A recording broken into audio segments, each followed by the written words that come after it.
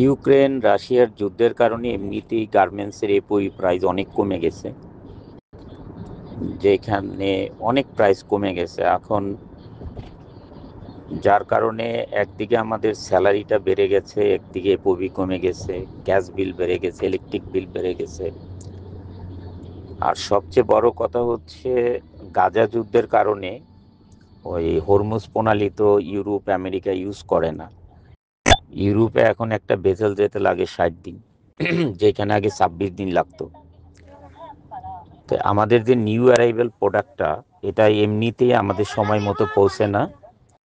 কারণ new arrival product যখন স্টোরে টাইম মতো না পৌঁছাবে তখন কিন্তু ডিসকাউন্ট প্রাইজে গুডস বিক্রি হয়। আমরা সবাই জানি যারা বিদেশে যাই।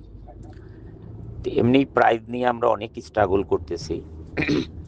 তারপরে আমেরিকাতে 37%, 15 জায়গায় 37% যে ট্যারিফ হয়ে গেল হঠাৎ করে, এটার জন্য আমাদের গার্মেন্টস বিজনেসে কত বড় প্রভাব ফেলবে সেটা কয়েকদিন পরেই আসলে আমরা টের পাবো।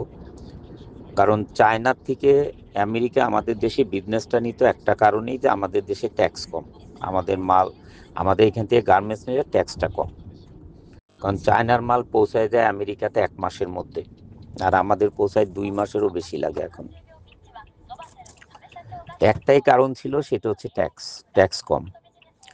এখন চায়না দেখলাম 34% আর আমরা 37%। এটা এটা কোয়াইট আনএক্সেপ্টেবল একটা ট্যারিফ হয়ে গেল। Even though India 26%। মানে এমনিতেই আমাদের কম্পিটিটর হচ্ছে চায়নার সাথে আমরা, তারপর ইন্ডিয়ার সাথে আমাদের কম্পিটিটর। এখন যদি ইন্ডিয়া 26% হয় আর বাংলাদেশে যদি 37% হয়, চায়না যদি 34% হয়, এমনিই আমরা গার্মেন্টস মালিকরা এখন বুঝতেছি যে আমাদের অবস্থানটা কোথায় দাঁড়াবে। মাননীয় প্রধান উপদেষ্টা ডক্টর ইউনূস সাহেবের বিদেশে অ্যাকসেপ্টেন্স অনেক অনেক বেশি।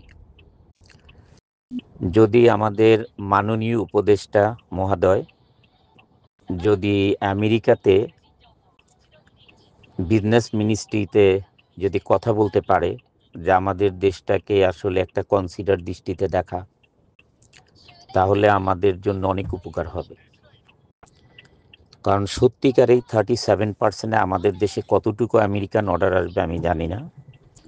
একদিকে লিড টাইম অনেক বেশি, আরেকদিকে ট্যারিফ বেশি। এটা আমাদের জন্য অনেক ঝুঁকিপূর্ণ বিজনেসের জায়গায় এখন। আল্লাহ তাআলা আমাদের সবাইকে হেফাজত করেন এবং সহায় হোক। আমাদের দেশের বিজনেস অর্থনীতিতে আমরা যেন বলিষ্ঠ পদক্ষেপ রাখতে পারি, আমরা যেন ভালোভাবে কাজ করে দেশের অর্থনীতিকে সচল রাখতে পারি। আল্লাহর কাছে এই দোয়াই করি। ভালো থাকুন ভাই। আসসালামু আলাইকুম।